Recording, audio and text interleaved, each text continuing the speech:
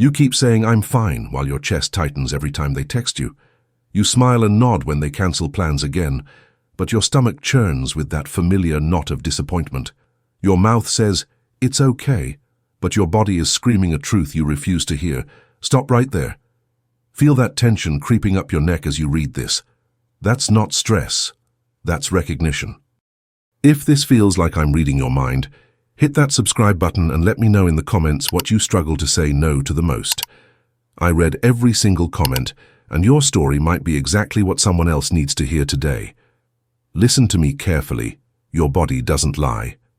Ever.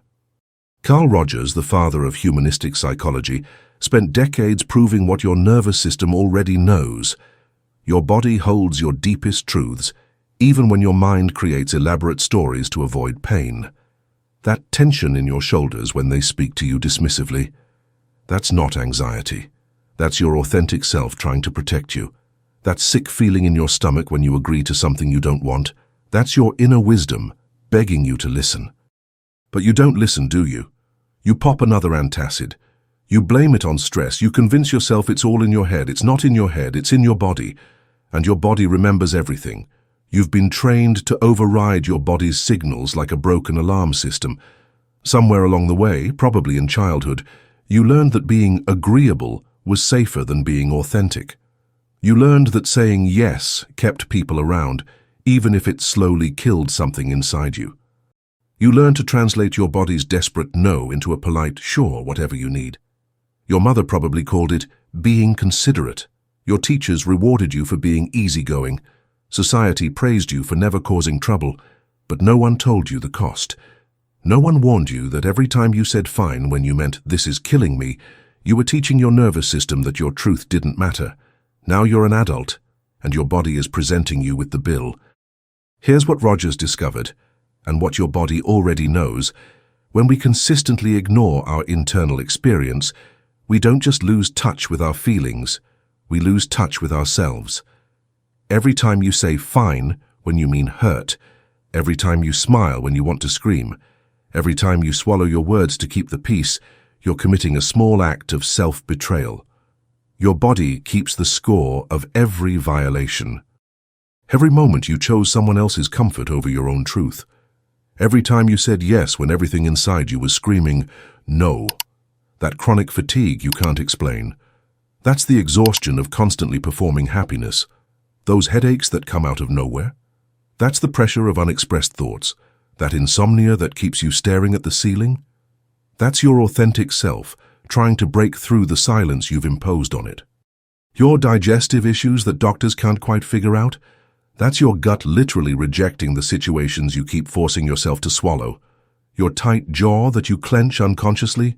That's all the words you've never allowed yourself to speak. Your body is not betraying you with these uncomfortable sensations. It's trying to save you. That knot in your throat when you swallow your words, that's your voice trying to emerge. That heaviness in your chest when you accommodate someone who drains you, that's your heart protecting itself from further damage. That nausea when you agree to plans you don't want, that's your soul rejecting what doesn't serve you. But you've been ignoring these signals for so long you've forgotten how to decode them. You've become fluent in the language of everyone else's needs while becoming illiterate in your own.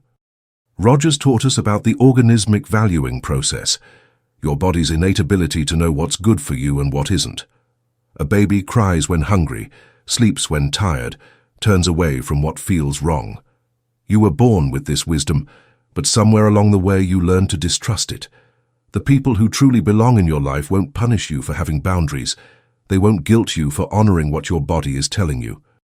Rogers called this unconditional positive regard, loving someone not despite their truth, but because of their courage to speak it.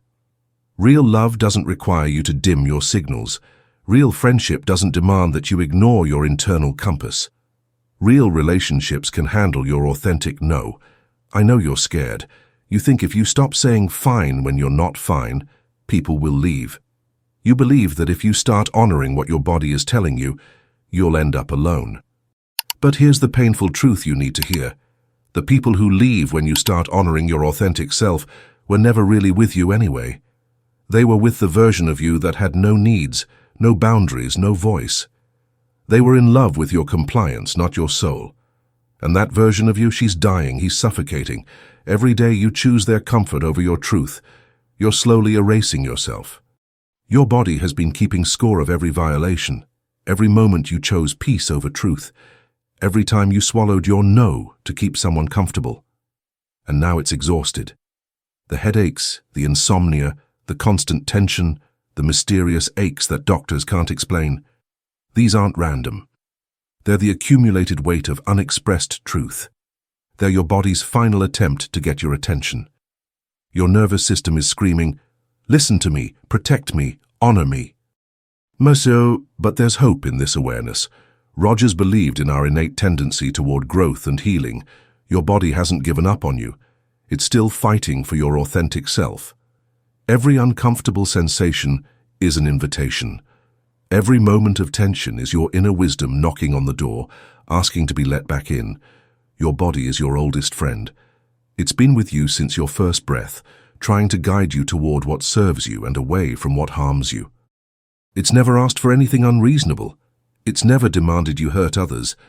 It's only ever asked you to honor yourself. Start small. The next time someone asks how you are and you're not fine, try "I'm struggling" instead of "I'm great." Notice how your body responds to this small act of honesty. Feel how your shoulders might soften when you stop holding up a false image. Notice how your breathing deepens when you tell the truth. When someone makes a request that makes your stomach turn, pause.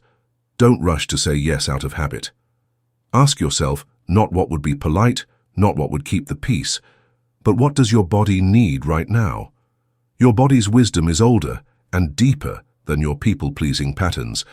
It knows things your mind hasn't figured out yet. You don't need to become aggressive or harsh. Honoring your body's signals can be gentle but firm. That doesn't work for me. I need some time to think about that. I'm not comfortable with this. These phrases might feel foreign at first, like speaking a language you haven't used in years. But they're the language of self-respect. They're the words your body has been trying to teach you. The right people, the people who deserve access to your life, will not only accept your honesty, they'll respect you more for it. They'll see your boundaries not as rejection, but as an invitation to relate to the real you, not the exhausted version who says yes to everything. When you start listening to your body, something magical happens. That constant background noise of tension begins to quiet. Your sleep improves because you're no longer carrying the weight of unspoken truth. Your digestion heals because you're no longer swallowing what doesn't serve you. Your body has been your most loyal friend, trying to guide you back to yourself through every sensation, every signal, every moment of discomfort. It's never lied to you, not once. It's time to return that loyalty. It's time to listen. It's time to let your no be as sacred as your yes. It's time to let your body teach you how to live authentically again. Stop betraying yourself in small ways every day.